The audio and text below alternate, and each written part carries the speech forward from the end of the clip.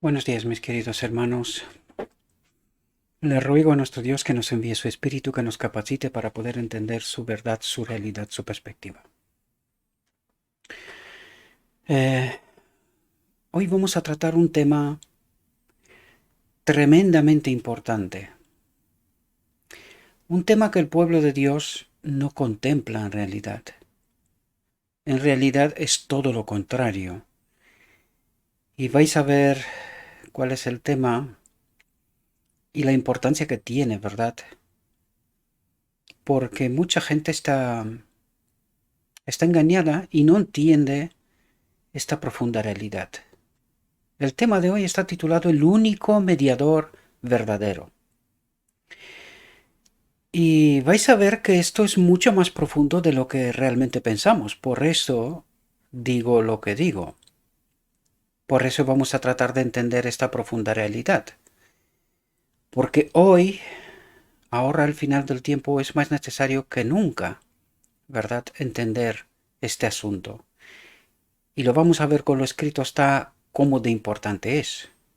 ¿Es de vida o de muerte? Vamos a tratar de entrar en la reflexión y vamos a tratar de entender eh, con bastante profundidad este asunto. No digo toda la profundidad porque hay mucho que hablar sobre este asunto, ¿verdad? El engaño es tan tremendo que mucha gente ni siquiera se lo imagina, ¿verdad? Y para poder entrar en el tema, he añadido algunos textos en la misma reflexión que como siempre os la dejaré en la descripción del vídeo, porque necesitamos entender todo, cuanto más de esta profundidad, de qué significa el único mediador verdadero, ¿verdad? Y quién es el único mediador verdadero. Y la pregunta es quiénes son los demás, ¿verdad? Esto trataremos de entender con lo escrito está, ¿verdad? Porque no es bueno que solo hable el hombre, ¿verdad? Si lo importante es entender qué es lo que nos dice Dios. El texto que es un texto añadido antes de entrar en el tema.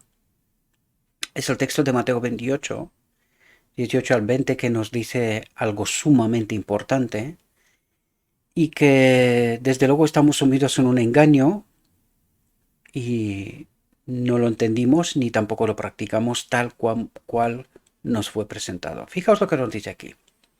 Y Jesús se acercó y les habló diciendo, fijaos lo que dice, toda potestad me es dada en el cielo y en la tierra.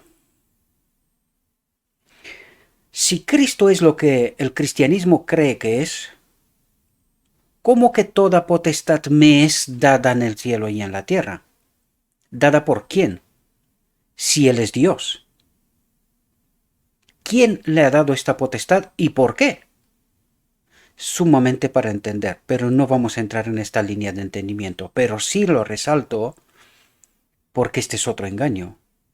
Doctrina de la Trinidad, ¿verdad?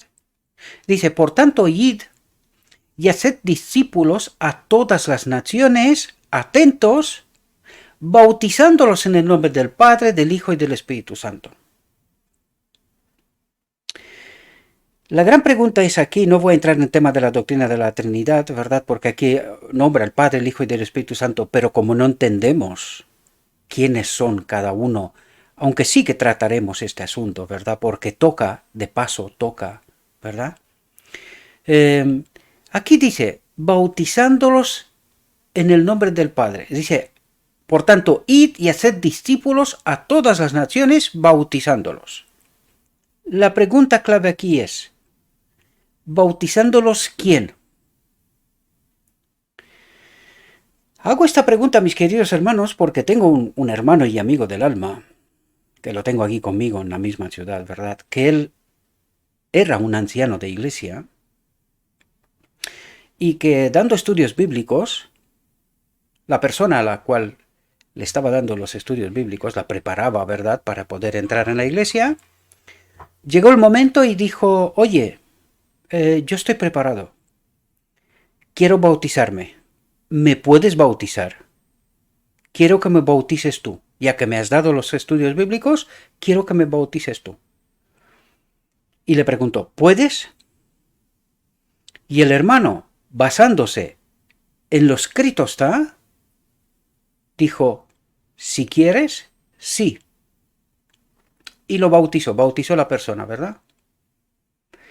Acto seguido a todo esto fue expulsado de la iglesia.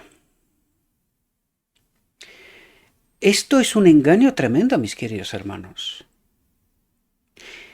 En la Gran Comisión, Cristo encomienda, id y haced discípulos a todas las naciones, bautizándolos en el nombre del Padre, del Hijo y del Espíritu Santo. ¿Quién puede hacer esto? ¿Solo una clase exclusiva de personas? ¿Y en base a qué? ¿Qué o quién les da el derecho este exclusivo que solo algunos pueden bautizar, solo algunos pueden dar la Santa Cena, solo algunos pueden hacer ciertas cosas? Cuando el único mediador es Cristo. ¿Qué función tienen estas personas que se abroga el derecho y en base a qué o a quién de retener el derecho dado a todo creyente, profeso creyente, por Cristo, id y haced discípulos a todas las naciones bautizándolos? Y aquí también entra lo que es el tema de la Santa Cena. Porque la Santa Cena no es lo que mucha gente cree. Y ahora que me viene en la mente no me he traído el texto, aunque hay más textos, ¿verdad? Donde dice que la Santa Cena se ha de celebrar en la familia, en casa, ¿verdad? Pues esto se ha convertido en un sacramento también. Porque digo todas esas cosas porque seguramente habrá alguno que dirá que lo que están haciendo lo están haciendo bien. Pero es que lo vamos a ver con lo escrito está, que esto es un engaño, es una mentira, es una falsedad. Alguien se abroga derechos que no tiene, ¿verdad? Y este es precisamente el tema que trata de poner las cosas en su sitio correcto. Entender la verdad de una vez, porque estamos al final y estas cuestiones, aunque no os lo parezca, son cuestiones de vida y muerte. Es así como se explica de por qué el pueblo profeso de Dios, el remanente, es tan pequeño, ¿verdad? Y lo entenderemos que escrito está, no porque me gusta decir lo que estoy diciendo, porque la auténtica realidad es que no me gusta, porque en realidad no quiero señalar a nadie. Lo hacen ellos solos. Ellos se abrogan derechos que no tienen, en realidad. Nadie se los ha encomendado con exclusividad a algunos. Porque si fuera así, ¿por qué es Cristo el único mediador entre el hombre y el Padre? ¿Hay alguna otra mediación? Pues no, queridos. Esta es la profunda realidad. No. Este remanente final nació como un movimiento. Desgraciadamente, se convirtió en institución, en lo que no debería de haber sido nunca, ¿verdad? Dice, enseñándoles que guarden todas las cosas que os he mandado, y aquí, fijaos lo que dice, porque esto es sumamente importante. Dice, y aquí yo estoy con vosotros todos los días. ¿Cómo es Cristo con nosotros todos los días? Hasta el fin del mundo. Por el Espíritu Santo. Por eso os dije yo que cuando dice el Padre, del Hijo y del Espíritu Santo, aunque este texto es controvertido, ¿verdad? Pero, dejando a un lado esto, ya nos lo está diciendo. ¿Cómo es Cristo con nosotros todos los días? Este Dios personal, ¿verdad? Hasta el fin del mundo. A través del Espíritu. Y ahora entenderemos también quién es el Espíritu enseguida. Aunque ya os dije, este tema de paso toca también el tema de la falsedad de la doctrina de la Trinidad. Ahora entremos en nuestro texto. Aquí empieza la reflexión. Y dice, si alguno peca, tenemos un abogado ante el Padre, Jesucristo el justo. Fijaos lo que dice aquí. Porque hay un solo Dios. Y no deja lugar a dudas. Hay un solo Dios. ¿Quién? El Padre. Y un solo mediador entre Dios y los hombres. Aquí pone patas arriba la doctrina de la Trinidad. Jesucristo hombre. ¿Quién es Jesucristo? Mediador entre Dios y el hombre. El único.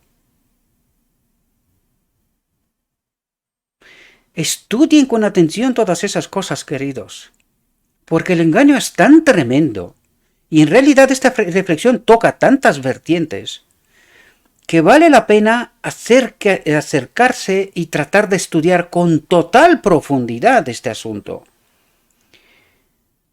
Porque como lo dije al principio, y lo vuelvo a repetir, es tema de vida y muerte, porque cuando no reconocemos al único mediador verdadero y hay más intermediación, esto es idolatría, queridos. Estamos idolatrando al hombre, y no al hombre Jesucristo, sino a otros hombres que se ponen a sí mismos como mediadores entre Dios y el hombre. Y esto es idolatría, queridos. Es idolatría.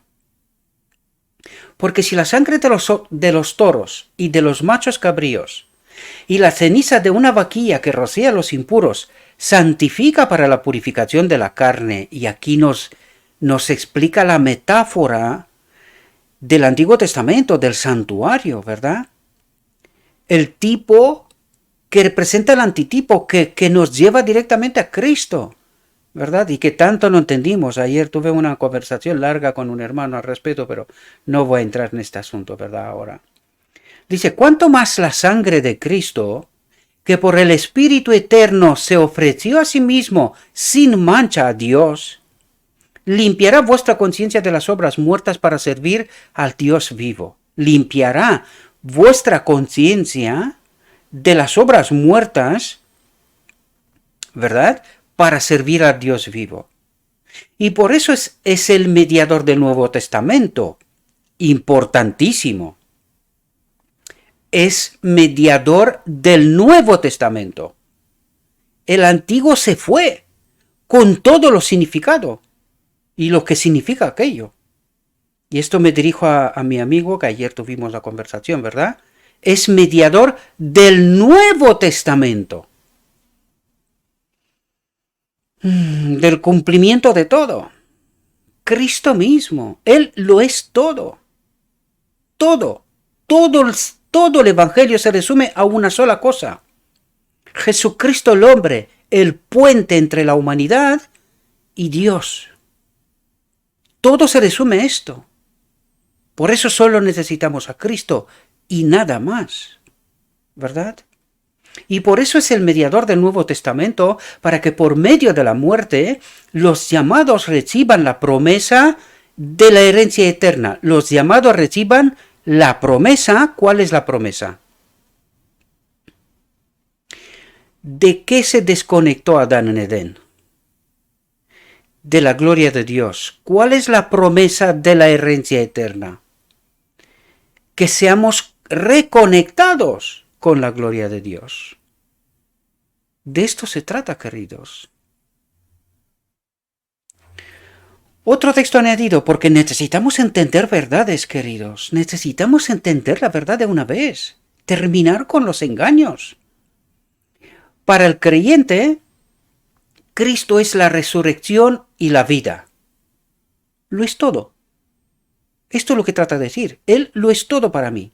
Justificación, redención, vida eterna. Todo. Dice, en nuestro Salvador, la vida que se había perdido por el pecado es restaurada en nuestro Salvador. ¿Quién habitaba en Cristo? La plenitud de la divinidad, la gloria de Dios. En nuestro Salvador, la vida que se había perdido por el pecado en Edén, dice, es restaurada.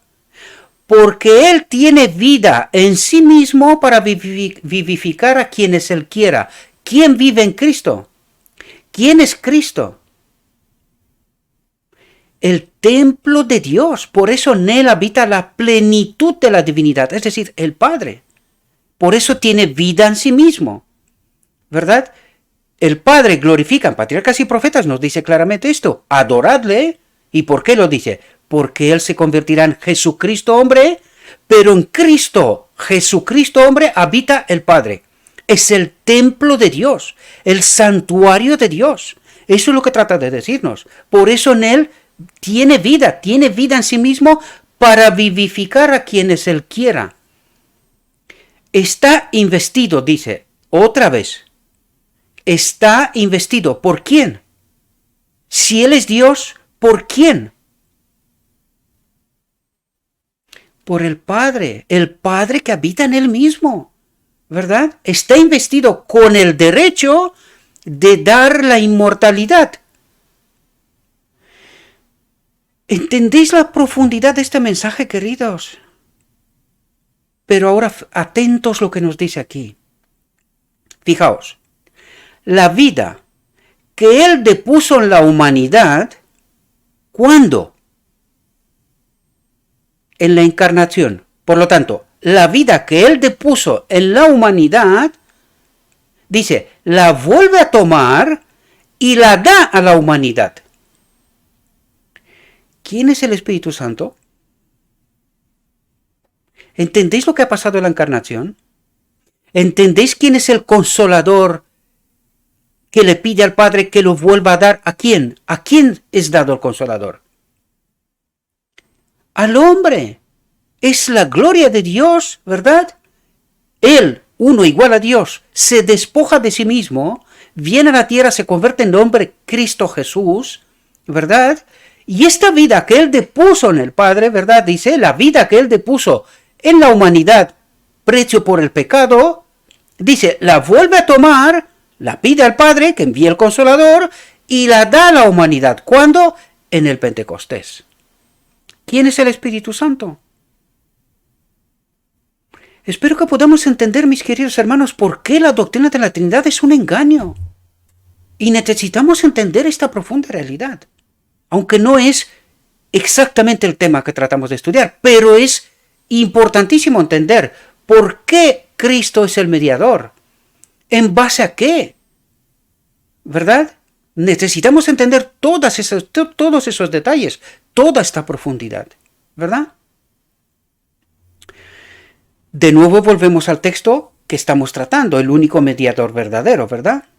Dice, Jesús es nuestro abogado, nuestro sumo sacerdote, nuestro intercesor. Cristo nuestra justicia. ¿Os suena el último mensaje dado al remanente? ¿Os suena? Jesús es nuestro abogado, intermediación, ¿verdad?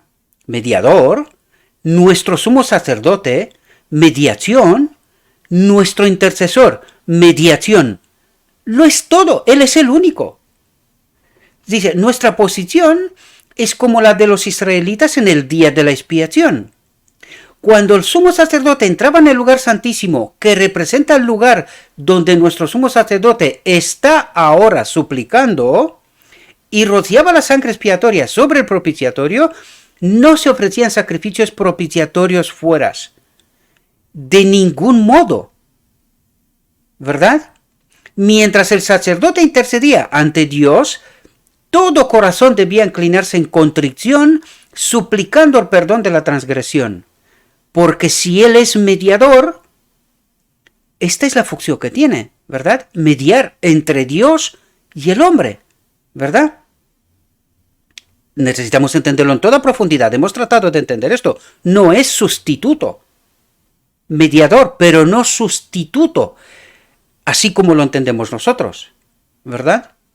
Porque por eso nos permitimos a decir, pecamos hasta que Cristo viene, porque total, Él es un sustituto, por lo tanto, yo puedo vivir de cualquier manera. Pues no, no, esto es un engaño, ¿verdad? ¿En cuántos temas nos ha engañado el enemigo, verdad? Cuesta tanto explicar todos estos, además todo de golpe, ¿verdad? Dice, el tipo se encontró con el antitipo en la muerte de Cristo. El cordero sacrificado por los pecados del mundo, nuestro gran sumo sacerdote ha hecho el único sacrificio que tiene valor para nuestra salvación. Y aquí desaparece el santuario con todas sus obras, ¿verdad? Porque llegó el cumplimiento, el cordero sacrificado por los pecados del mundo. Cuando se ofreció a sí mismo en la cruz, se hizo una expiación perfecta por los pecados del pueblo. Ahora estamos en el atrio exterior, esperando y aguardando esa bendita esperanza, la gloriosa aparición de nuestro Señor y Salvador Jesucristo. Aquí tengo que resaltar algo, porque aquí también hay otro engaño. Cuando nos dice, cuando se ofreció a sí mismo en la cruz, se hizo una expiación perfecta por los pecados del pueblo. Pero recordad que en Patriarcas y Profetas nos habla de la encarnación, el texto que tratamos antes, ¿verdad? Él ofreció su vida por el precio por el pecado, y este cordero ensangrentado va hasta la cruz, donde es matado. Lo matamos, lo asesinamos en realidad, ¿verdad? Por eso dice, Él hizo una expiación perfecta. Es toda la obra, desde la encarnación, desde el cielo. Podríamos decir, desde la fundación del mundo, desde cuando se ofrece ser el Cordero de Dios, ¿verdad? Hasta la cruz. Pero la obra no se termina ahí. La obra se termina en la boda del Cordero en realidad, ¿verdad? Y podemos ir todavía más allá cuando la segunda venida como Rey de Reyes, cuando ahí sí viene a llevar a los suyos. Por lo tanto, la obra de Cristo aún no se ha acabado. Estamos en el día de la expiación todavía, ¿verdad? Debería de haberse acabado en 1888, los años siguientes, pocos años siguientes. Desgraciadamente lo rechazamos, ¿verdad? Porque no entendimos la verdad. Pero hoy ya llegó la hora. No hay más tiempo. Hemos de entender estas realidades, ¿verdad? No podemos aplazar todavía la venida de Cristo, porque por nosotros se aplaza, no porque Cristo no quería terminar, porque quería terminar hace tanto tiempo, ¿verdad? Esta obra. Dice, ahora estamos en el atrio exterior, esperando y aguardando esa bendita esperanza, la gloriosa aparición de nuestro Señor y Salvador Jesucristo. No hay que ofrecer sacrificios fuera, dice, pues el gran sumo sacerdote está realizando su obra en el lugar santísimo. En su intercesión como nuestro abogado, fijaos lo que dice aquí, Cristo no necesita la virtud de ningún hombre, ni la intercesión de ningún hombre. ¿Entendemos nosotros toda esta profundidad? Ahora la gran pregunta es, ¿y los maestros de Israel qué función ocupan? ¿Cuál es su verdadero papel? Porque tener un papel sí que tienen, pero ¿cuál es su verdadero papel? Por eso os decía yo que alguien se ha colocado como una élite especial entre el pueblo de Dios y Cristo. Y el pueblo de Dios idolatra, adoran a esta élite. Y no es que lo creen que como que son dioses, no, los acepta como como mediadores entre nosotros y Cristo. Y esto es una falsedad. Esto no es real. La Iglesia Apostólica nombró ancianos de iglesia. Y esta era la función mayor que puede y debe de tener una iglesia real. ¿Y qué función tienen los maestros de Israel, es decir, los ancianos de iglesia? La única función que tienen es ministrar la palabra. Ninguna otra. No tienen ninguna otra excepcionalidad más allá de ministrar la palabra. Punto.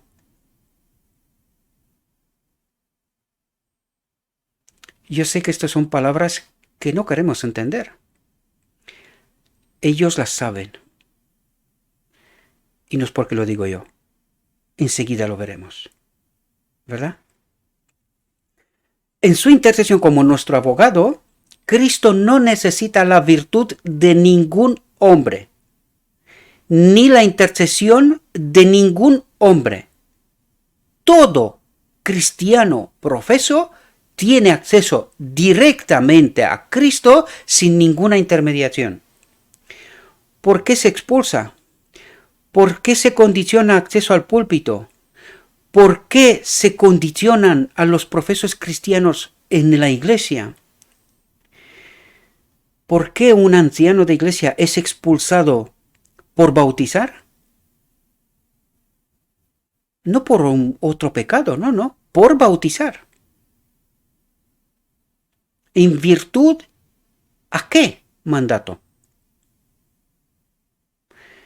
Cristo no necesita la virtud de ningún hombre, ni la intercesión de ningún hombre, sea título personal o sea título de iglesia.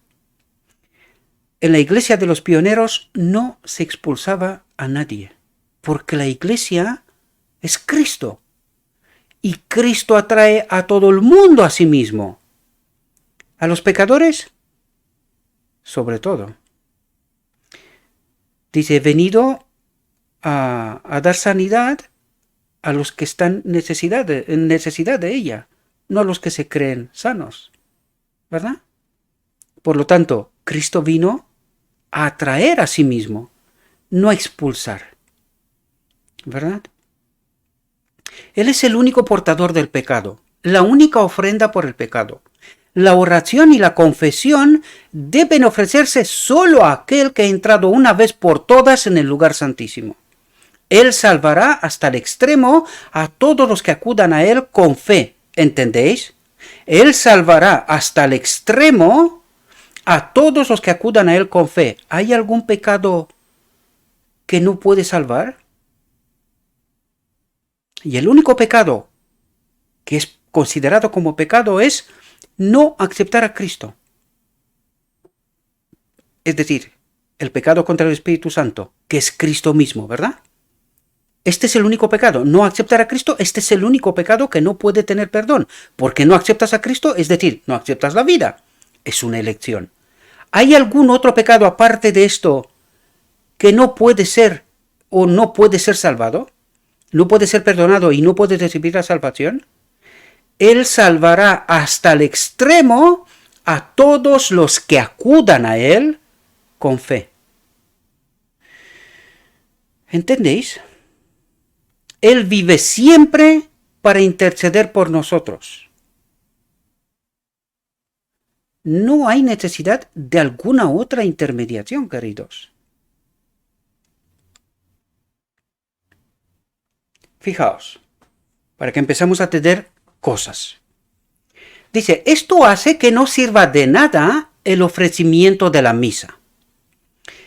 Y fijaos que está escrito en 1899. Ahora, la gran pregunta es, ¿tendrá esto algo que ver con nosotros hoy? ¿Puede ser que nos pase a nosotros hoy lo mismo que a ellos? Fijaos, dice, esto hace que no sirva de nada el ofrecimiento de la misa. Una de las falsedades del romanismo. El incienso que ahora ofrecen los hombres, ¿qué es el incienso? Las oraciones, ¿verdad? Las misas que se dicen para la liberación de las almas del purgatorio no tienen el menor valor a los ojos de Dios. Ningún valor. Todos los altares, los sacrificios, las tradiciones y las invenciones por las que los hombres esperan ganar la salvación son falaces. Pregunto, ¿qué dice la Iglesia que ocurre si no tomas la Santa Cena en el marco de la Iglesia? ¿No serás salvo? Puede ser. Ahora, cuando entiendes esto, entiende lo que dice el texto. El incienso que ahora ofrecen los hombres, las misas que se dicen para la liberación de las almas, En este caso es del purgatorio. Pero la Iglesia hoy dice, si no tomas la Santa Cena no eres salvo. ¿Algún paralelo? ¿Entendéis el engaño del enemigo? ¿Entendéis? No tienen el menor valor a los ojos de Dios. Todos los altares, los sacrificios, las tradiciones y las invenciones por las que los hombres esperan ganar la salvación son falaces. Sin Cristo,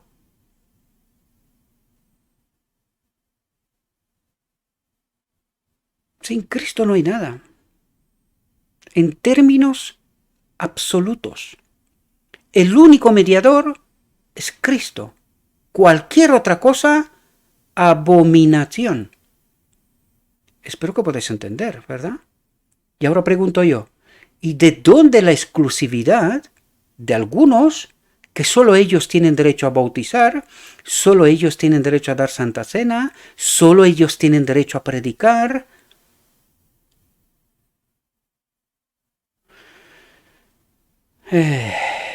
Engaño, engaño y más engaño. Fijaos, los sacerdotes y los gobernantes no tienen derecho a interponerse entre Cristo y las almas por las que ha muerto.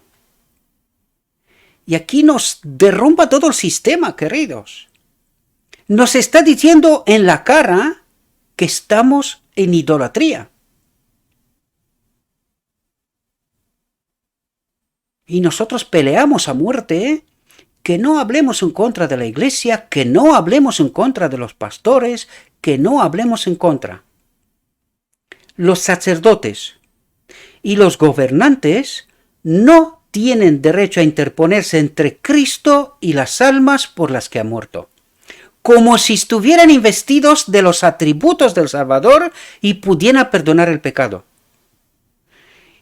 Y si no son investidos del atributo del Salvador y pudiera perdonar el pecado, ¿de dónde tienen, o sea, con qué son y en base a qué son investidos de lo que ellos pretenden ser investidos? Ellos mismos son pecadores y solo son humanos. No son más que nadie. No tienen ningún derecho más que nadie. Una universidad no te da derechos. No, una imposición de manos no significa necesariamente que recibes el Espíritu de Cristo. No. Ya sé que lo que estoy diciendo es tremendo, pero es así. No. Porque el Espíritu Santo lo reparte Cristo. Cristo. Un día verán que sus doctrinas engañosas han conducido a crímenes de todo tipo. Son responsables de muchos males terribles que los hombres han perpetrado contra sus semejantes. Los mártires han sido torturados y condenados a muerte por hombres instigados por Satanás para realizar actos perversos. Estas cosas se han hecho bajo el dominio del hombre de pecado. ¿Bajo el dominio de quién?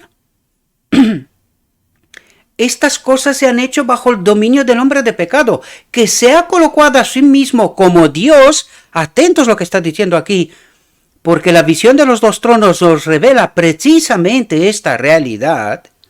Dice, estas cosas se han hecho bajo el dominio del hombre de pecado, que se ha colocado a sí mismo como Dios, sentándose en el templo de Dios y tomando sobre sí las prerrogativas de Dios para poder llevar a cabo sus propios planes. ¿La visión de los dos tronos dice algo? ¿Quién está en el trono del lugar santo y qué es lo que hace desde ahí? El juez de toda la tierra pedirá cuentas a los que han hecho esas obras. El caso de cada alma que ha sido encarcelada, cada ser humano que ha sido torturado, todo tipo de torturas, no solo físicas. Cuidado, no solo físicas. Ha sido anotado por el ángel registrador. Otro texto de lo escrito está, que no es de nuestra reflexión, pero nos ayuda a entender precisamente este tema. Fijaos lo que nos dice. Los miembros de iglesia, ¿de quién habla? De nosotros, queridos, de todos nosotros. Los miembros de iglesia que han visto la luz, que han conocido a Cristo, ¿verdad? Y han sido convencidos de su culpabilidad, por lo tanto, han venido a la iglesia, pero que han confiado la salvación de sus almas a los ministros. Tremendo. Han confiado la salvación de sus almas a los ministros, aprenderán en el día de Dios que ninguna otra alma puede pagar el rescate por sus transgresiones. Surgirá un terrible clamor. Estoy perdido, eternamente perdido. Habrá quienes sentirán que serían capaces de despedazar a los ministros que han enseñado falsedades y han condenado la verdad. Dice, han condenado la verdad. Curioso. ¿Qué verdad han condenado? Pues justo lo que estamos tratando de hacer. Esta verdad. Han condenado esta verdad. Han expulsado a un anciano de iglesia por bautizar según el mandato directo de Cristo. Lo escrito está. Y lo han expulsado. Han condenado la verdad. ¿Entendéis de lo que estamos hablando? Dice, todos concuerdan para abrumar a los ministros con la más amarga condenación. Los pastores infieles profetizaron cosas lisonjeras, indujeron a sus oyentes a menospreciar la ley de Dios, digamos hasta que Cristo viene, ¿verdad? Y a perseguir a los que querían santificarla. ¿Quiénes son los que querían santificar la ley de Dios? Y estos pastores han menospreciado, han marginalizado, han expulsado. ¿Quiénes son esta gente? Aquellos que nosotros hoy señalamos, que no son como la iglesia. No predican lo que predica la iglesia. No dice lo que dicen esos pastores, que profetizaron cosas lisonjeras. Paz y seguridad, tranquilos, nosotros tenemos la verdad. Lo mismo que los judíos, a los que Cristo les dijo que están adorando a Satanás. Qué curioso, ¿verdad? Dice, ahora en su desesperación, atentos lo que dice aquí, ahora en su desesperación, estos maestros confiesan ante el mundo su obra de engaño. ¿Saben lo que están haciendo? Sí lo saben, porque estas orejas han escuchado doctor de teología hablando de estas verdades. En privado. Públicamente no se atreven, porque no quieren perder posición, prestigio, pan. Pero saben que es una obra de engaño.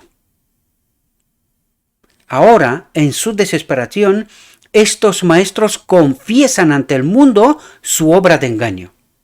Dice, las multitudes se llenan de furor. Estamos perdidos. Demasiado tarde, ¿no? Exclaman, y vosotros sois causa de nuestra perdición, y se vuelven contra los falsos pastores.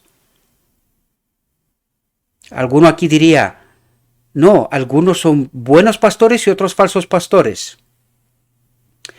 En la última reflexión os decía yo de los perros mudos, ¿verdad? ¿Cuáles son los buenos pastores? Os lo digo yo, están jubilados o fuera del marco de la institución. Y desde allí predican verdades, ¿verdad? Todo lo que pueden. ¿Cuáles son los falsos pastores? Los que callan. Saben la verdad, pero se la callan. Y vosotros sois causa de nuestra perdición, y se vuelven contra los falsos pastores. Son falsos porque les profetizaron cosas lisonjeras. Estamos predicando de de cosas, nuestras vacaciones, nuestras experiencias personales, cosillas, lo que sea. Estamos en el día de la expiación. El pecado ha de ser erradicado de medio del pueblo de Dios. Y ellos dicen, pecamos hasta que Cristo viene. Y el pueblo se lo cree hasta que llegará este momento supremo. Estamos perdidos. ¿Quieres experimentar esto, querido y querida hermana? ¿Quieres experimentar este momento? No es hoy tu día y mi día para entender lo que Dios me trata de decir. Espero que despiertes, queridos. El grito de la medianoche empezó. Es la obra del Espíritu Santo. Es la obra del cuarto ángel, Cristo mismo. Espero que la puedas entender y que despiertes antes de que sea demasiado tarde. Precisamente aquellos que más los admiraban en otros tiempos, la feligresía, pronunciarán contra ellos las más terribles maldiciones. Vaya que estaban convertidos, ¿no? Pecamos hasta que Cristo viene. Estaban convertidos, ¿no? Pronunciarán contra ellos las más terribles maldiciones. Las manos mismas que los coronaron con laureles se levantarán para aniquilarlos. Carmel, ¿nos dice algo Carmel? ¿Entendéis tipo y antitipo? ¿Entendéis por qué os dije yo? Estudien con atención la experiencia de Elías. Estudienla bien. Entiendan. Para que no lleguen a esta expresión, a esta condición, estamos perdidos. Las manos mismas que los coronaron con laureles se levantarán para aniquilarlos. Las espadas que debían servir para destruir al pueblo de Dios, pregunto, si estos son la iglesia engañada por los falsos pastores,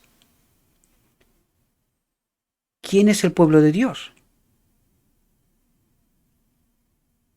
Las manos mismas que los coronaron con laureles se levantarán para aniquilarlos. Las espadas que debían servir, que fueron levantadas para destruir al pueblo de Dios, que reclamaba, lloraba, ¿verdad?, en medio del pueblo de Dios, reclamando estas falsedades, esta apostasía. La iglesia estaba preparada, dice, las espadas que debían servir para destruir al pueblo de Dios, se emplean ahora para matar a sus enemigos. ¿Quiénes son sus enemigos? Los falsos pastores. ¿Está escrito? Sí. ¿Lo entendemos? Porque no nos gusta, no, preferimos no. La gran pregunta es, ¿eres del pueblo de Dios? ¿Calladito y aguantando? ¿Quién es el pueblo de Dios si la iglesia con sus pastores están engañados? ¿Quiénes son el pueblo de Dios?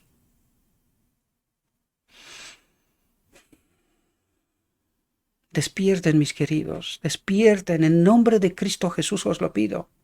Despierten antes de que sea demasiado tarde. Volvemos a nuestra reflexión. Está escrito en los profetas, y todos serán enseñados por Dios. ¿Quién es el maestro? Y todos serán enseñados por Dios. ¿Cómo? A través del Espíritu, que es Cristo mismo. El camino de Maús. Por algo está esa experiencia allí. Es Cristo el que nos prepara. Justo esta mañana me estaba leyendo la experiencia. Aquellos discípulos llegaron a casa, se dieron cuenta que era Cristo, pues habían preparado la cena para comer y salen sin cenar, corren el camino de vuelta, van a Jerusalén para advertir a los apóstoles, a los discípulos de Cristo. que han encontrado al Maestro, que ha resucitado. Estos son el pueblo de Dios. Esta es la verdadera comida. Cristo, nuestra justicia. Él lo es todo para nosotros. Sin Él podemos tenerlo todo, porque estamos muertos en realidad. Por tanto, todo el que ha oído y ha aprendido del Padre, viene a mí. No es que alguien haya visto al Padre, sino que el que es de Dios. ¿Quién es de Dios? ¿Quién es engendrado del Padre? Cristo. Sino que el que es de Dios ha visto al Padre. En verdad os digo que el que cree en mí tiene vida eterna. Pero tenemos que conocer a este Cristo, no a un otro Cristo, que la iglesia con sus pastores irán a la perdición si no despiertan, por supuesto. El ser humano más poderoso, sea cual sea su pretensión, no es infinito. No puede comprender el infinito. Cristo declaró claramente: nadie conoce al Padre sino el Hijo. Nadie está unido al Padre sino el Hijo. Nadie, porque Cristo es el templo, es el santuario donde habita Dios. Está unido al Padre, lo ha estado siempre. Antes, cuando era uno igual a Dios, lo está ahora cuando es el templo, el santuario de Dios en el que habita la plenitud de la divinidad. Es una con el Padre, es una, aunque ya no es en igual sustancia como el Padre. Un maestro se esforzaba una vez por presentar la exaltación de Dios cuando se oyó una voz que decía: todavía no podemos entender quién es Él. El maestro respondió noblemente: si pudiera exponer completamente a Dios, yo mismo sería un Dios, o Dios mismo dejaría de ser Dios. El más poderoso intelecto creado no puede comprender a Dios. Las palabras de la lengua más elocuente no logran describirlo. En su presencia, el silencio es elocuencia. Cristo representó al Padre ante el mundo. Y fijaos lo que nos dice aquí, porque necesitamos entender, queridos, este engaño tremendo en el cual estamos sumidos. La dichosa doctrina de la eternidad. Cristo representó al Padre ante el mundo y representa ante Dios a los elegidos en los que ha restaurado la imagen moral de Dios. ¿Cómo ha restaurado la imagen moral de Dios? Ha puesto su Espíritu en nosotros, en Pentecostés. Ellos son su herencia. A ellos les dice: el que me ha visto a mí, ha visto al Padre. ¿Cómo? Por el Espíritu. Nadie conoce al Hijo sino el Padre, ni nadie conoce al Padre sino el Hijo, y aquel a quien el Hijo lo quiera revelar. ¿Y a quién quiere revelar? A todo el que se acerca a Cristo, al puente entre el hombre y el Padre, el único mediador. Verdadero, dice. Hay algunos que se creen mediadores, pero son falsos. Por eso viene el título, nos dice el único mediador verdadero, porque los demás son falsos.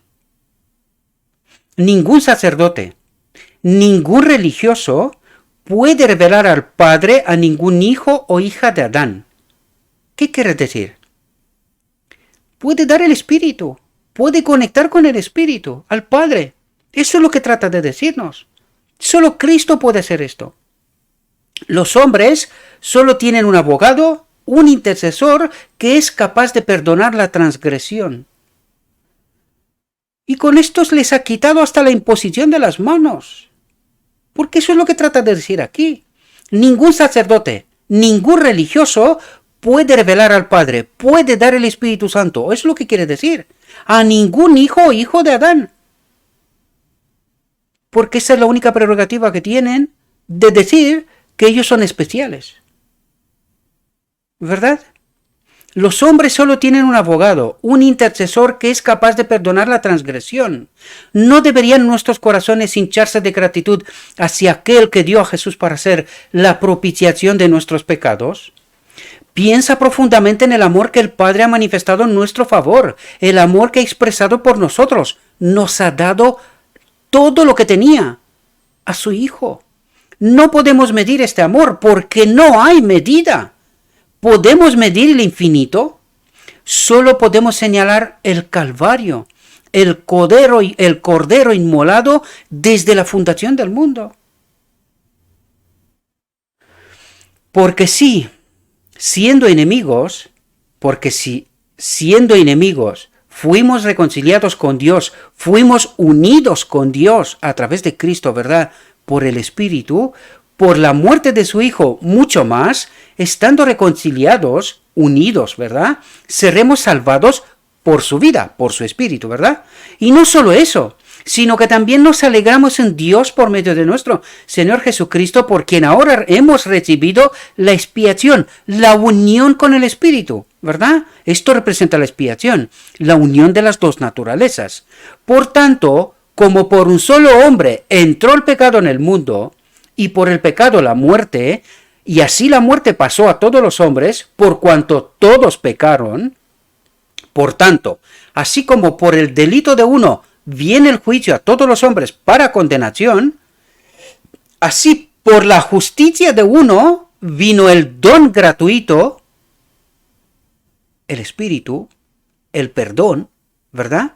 A todos los hombres para justificación de vida. Porque así como por la desobediencia de un hombre muchos fueron hechos pecadores separados de Dios, ¿verdad? Así por la obediencia de uno muchos serán hechos justos. Por la obediencia de uno,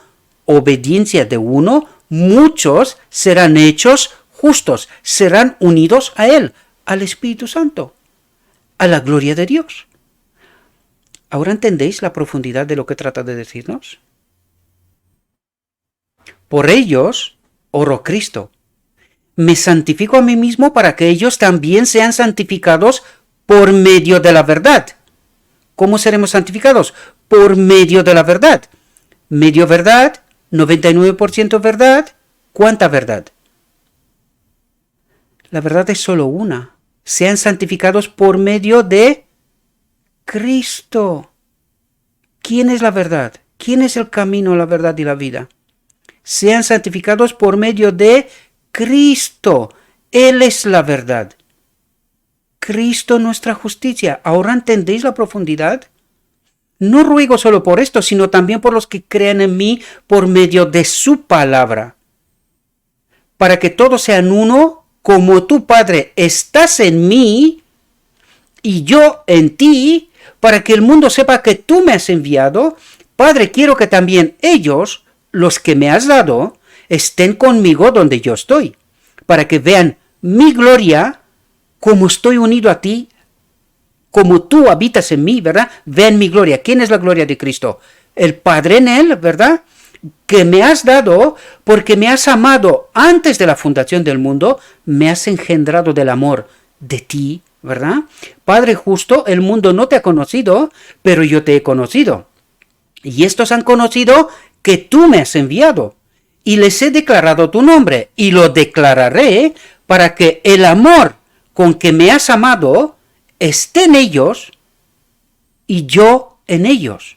El amor con que me has amado esté en ellos. ¿Cuál es el amor? La misma presencia del Padre en Cristo, ¿verdad? El amor con que me has amado esté en ellos y yo en ellos por el Espíritu. ¿Quién es el Espíritu Santo? Es justo lo que dijo la sierva, porque eso es lo que nos trata de decir aquí. Es el Espíritu del Padre y el Espíritu de Cristo. Para que el Espíritu con cual has habitado en mí y yo en ellos por el Espíritu. ¿Entendéis? Eso es lo que trata de decirnos. Yo sé que no es fácil entenderlo, pero cuando entiendes el principio, empiezas a comprender lo que trata de decir, ¿verdad? Piensan, no tienen que creerme a mí, piensan en el texto, ¿qué quieres decir? Profundicen, profundicen, no se queden porque es cuestión de vida y muerte, queridos. No son bromas. Así el gran intercesor presenta su petición al Padre. Ningún intermediario se interpone entre el pecador y Cristo. Entonces, ¿quién nos condiciona y en nombre de quién en el marco de la Iglesia? Ningún intermediario se interpone entre el pecador y Cristo. ¿Cuál es el rol que tienen los ancianos? De preservar la verdad en el medio del pueblo de Dios. Este es el rol que tienen, preservar la verdad, ministrar la palabra y nada más, porque Cristo es el mediador. Él está con nosotros constantemente. Por lo tanto, toda la obra es de Cristo, de nadie más. Y eso es lo que trata de decirnos. Porque esta fue la clave de 1888. Un puñado de gente decidió para toda una iglesia. Y una iglesia se sometió a esta gente y se desconectó del Espíritu. Cristo nuestra justicia, el mensaje. ¿Entendéis lo que trata de explicarnos? ¿Entendéis lo que nos decía el texto antes? Lo que hará la iglesia con sus falsos maestros. Cristo mismo es nuestro abogado. Ningún intermediario se interpone entre el pecador y Cristo. Ningún profeta muerto, ningún santo enterrado es visto. Cristo mismo es nuestro abogado. Todo lo que el Padre es para su Hijo, lo es para aquellos a quienes su Hijo representó en la humanidad. A quienes su Hijo representó en la humanidad. En cada línea de su obra, Cristo actuó como representante del Padre, porque en él habitaba el mismo Padre, ¿verdad? Vivió como nuestro sustituto y fiador. Vivió como nuestro sustituto en cuanto al pecado y fiador que a través del Espíritu hará la obra que él ha prometido, si nosotros nos sometemos. Y hay que entender muy bien este texto. Trabajó como quiere que lo hagan sus seguidores, desinteresadamente,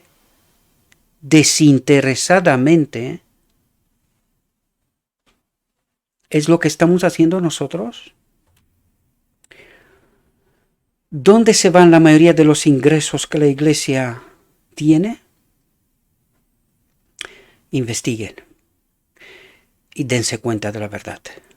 Yo no tengo nada con nadie, no me importa en absoluto, pero sí me importa la verdad.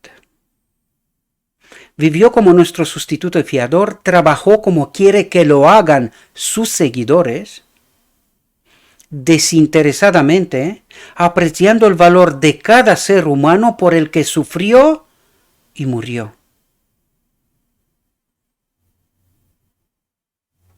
La promesa del Padre se comprometió a que si Cristo revestía su divinidad con humanidad, si soportaba la prueba que Adán no pudo soportar, su obediencia sería contada como justicia para su pueblo. De este modo, vencería en su favor y los colocaría en un terreno ventajoso. Así se les daría una prueba en la que podrían volver a su lealtad guardando la ley de Dios. ¿Cuál es esa prueba? Al final del tiempo tendremos otra prueba, queridos. Primero, la prueba suprema es elegir a Cristo. Ayer cuando estaba haciendo comentarios y decía, quítame todo el Evangelio, no lo necesito, pero no me quites a Cristo. Él lo es todo para mí. Si tengo la naturaleza divina, el Espíritu, yo no puedo vivir en pecado, a no ser que elijo deliberadamente. Pero cuando tienes el Espíritu, vives en obediencia. Porque esta es la obra del Espíritu en realidad. ¿Verdad? Santificarnos. Es Cristo mismo, ¿no? ¿No es Él la verdad? ¿No nos hace Él vivir en santidad? Por eso digo, quítame todo el Evangelio, pero no me quites a Cristo. Si tengo a Cristo, ya está todo hecho. Y esto necesitamos entender en toda la profundidad, queridos. Esta es la prueba. Tenemos a Cristo. Si tenemos a Cristo, vivimos en santidad. Si no tenemos a Cristo, cualquier viento de doctrina nos perturba. Nos perturba. Y no entendemos el Evangelio. Ayer vi comentarios después de la discusión que tuve la charla que tuve con este hermano y amigo. Y hablaba de la ignorancia y me trataba de demostrar que en Wikipedia dice no sé qué cosas. Wikipedia se ha convertido en nuestro evangelio. Quitamos el espíritu profecía, miramos no sé qué calendarios y no sé qué historias por no sé por dónde, y no entendemos nada. Y me decía que estaba sorprendido por algunas declaraciones que yo hacía. Queridos, entiendan de una vez, si tienes a Cristo, vives en santidad. Si no lo tienes, no puedes vivir en santidad. Punto. Nuestra mayor preocupación es estar conectados con Cristo. Y cuando estoy conectado con Cristo, solo mi elección deliberada me va a hacer pecar. Pero si tengo a Cristo, lo tengo todo. Este es el mensaje de Cristo, nuestra justicia. Esto fue lo que rechazamos, entender que tener a Cristo lo es todo. Él es la vida eterna para mí, Él es la ley para mí, Él lo es todo. Sintiendo esto, no hay miedo. Tomen mi yugo y descansen, dice Cristo. Tomen mi espíritu y descansen. Dejen de preocuparse, porque mi presencia es santidad para ti. Esta es la lección suprema que nos quiere ayudar a comprender. Esto es lo que perdió Adán en Edén, la gloria de Dios, que lo hacía vivir en santidad, en perfecta obediencia con el carácter de Dios. Y esta es la lección suprema que tenemos que entender. Y la última elección, elegir con quién queremos vivir. Y elegimos el árbol de la vida versus sábado o el árbol del conocimiento versus domingo. Pero no podremos ser fieles a elegir el sábado si no hemos experimentado a Cristo antes. Ahora, si no experimentas ahora a Cristo, serás engañado, querido. Esto es lo que nos dijo el texto antes. Los pastores serán engañados y la iglesia será engañada. No es porque son malos, en sentido de que apuesta lo están haciendo, sino porque tienen vanas esperanzas por el gran engañador. Nos engaña lo mismo que en Edén, queridos. Aquí la lucha no es con carne y sangre entre nosotros, sino con los espíritus. Allí está el problema. Y el Evangelio señala correctamente dónde está el problema. Y el enemigo nos hace pelear entre nosotros. Lo mismo que pasa ahora con la medicina. Los que tienen medicina y los que no tienen medicina. ¿Quiénes son los malos? Los que no tienen la medicina. Pero si tienes la medicina, ¿de qué tienes miedo? Piensa. Eso es lo único que os pido, queridos. Pensad. Si te has tomado la medicina, si es lo que te dicen que es, ¿de qué tienes miedo? Está jugando Satanás con nuestras mentes. Estamos en la batalla final, el Armagedón. ¿Quién convencerá? La batalla por nuestra mente. Entiende de una vez cómo se está jugando con nosotros el enemigo. Así se les daría una prueba en la que podrían volver a su lealtad guardando la ley de Dios. ¿Cuál es la prueba? ¿Conocimos a Cristo? ¿Caminamos con Cristo en el tipo camino de Emaús, en el antitipo mi vida hoy? Para que cuando me doy cuenta que he caminado con Cristo, ya no tengo ni hambre de este mundo, ni sed de este mundo, nada por estilo. Corro a Jerusalén, a la ciudad celestial. corro a Jerusalén para decir a todo el mundo que he encontrado al Maestro. He encontrado al Maestro, ha resucitado, es vivo, todo esto es verdad. Confiad en Él, confiad en Él. Él lo es todo para nosotros. Y en esto Cristo vería el trabajo de su alma y estaría satisfecho. Espero, confío, oro y deseo, mis queridos hermanos, que estéis en el pueblo de Dios. Aquellos que son perseguidos, marginalizados, expulsados y todos los males que ellos pueden representar para la iglesia profesa de Dios, pero que irá a la perdición con sus falsos maestros. Abre la boca, estudia la palabra, entiéndela, predíquela, cumple con tu misión, la gran comisión. Haz tu trabajo, no te quedes callado, porque serás perdido. Lo siento que tengo que decir estas cosas, mis queridos hermanos, pero nuestro deber es presentar la verdad a Cristo. Cristo, mi justicia. Cristo, nuestra justicia. Este es el mensaje del tercer ángel. Esto hemos de predicar a un mundo que está en camino a la perdición. Espero, mis queridos hermanos, que esta reflexión os pueda ayudar. Siento que tantos días me he visto involucrado en una obra, en una pequeña obra, y aún me quedan algún resto y tuve que salir por la mañana y volver bastante tarde por la noche, por lo tanto no tuve tiempo de hacer lo que debo de hacer.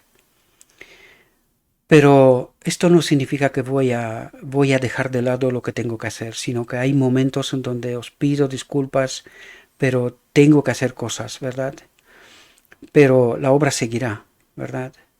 Ya dijimos que habrá momentos en donde quizás habrá que hacer menos reflexiones, quizás no todos los días, pero siempre que puedo haré la reflexión. Así que espero, mis queridos hermanos, que os pueda ayudar todos estos mensajes. Como siempre os lo digo, obvíen lo que yo os digo.